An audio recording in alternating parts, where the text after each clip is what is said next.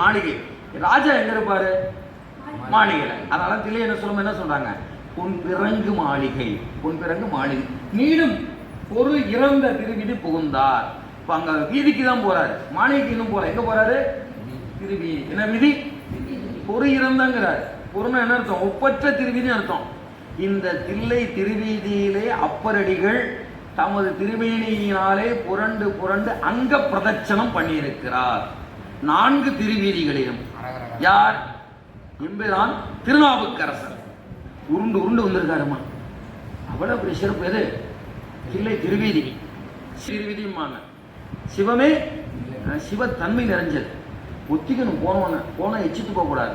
தில்லை வணங்குங்க, நந்தன வனத்தை வணங்குங்க, திருவிதியை வணங்குங்க. திருவிதியை வணங்கும். யாரும் செய்யறது இல்லை. புராணம் தெரியாதவங்க எல்லாம் செய்ய மாட்டேங்கிறாங்க. நல்லது செய்ய கெட்டது ஒழியுமா? கூட்டமாக போறீங்க வச்சுங்களேன், என்னையா ஒரு தூபம்லாம் வச்சுக்கோங்க, பூலாம் வாங்கிட்டு போங்க, 4 வீதி திருத்தொண்ட தொகை பாடிட்டு வாங்க. தில்லை வியப்பாங்க. தில்லையில யாரா இவங்களாம், எங்கேருந்து வராங்க? நடராஜ பெருமானுக்கு அடிமை ஆயிட்டேன், அதனால எனக்கு எந்த விதமான கெடுதியுமே வராது. எப்பேற்பட்ட கெடுதியும் வராது, எந்த கெடுதியும் வராது. யாருக்கு அடிமை ஆயிட்டேன்?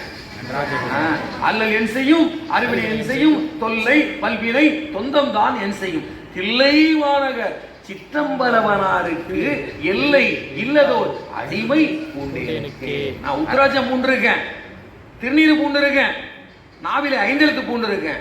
ஆனா இந்த உயிர் நடராஜ பெருமானுக்கு அடிமை பூண்டிருக்கேன்.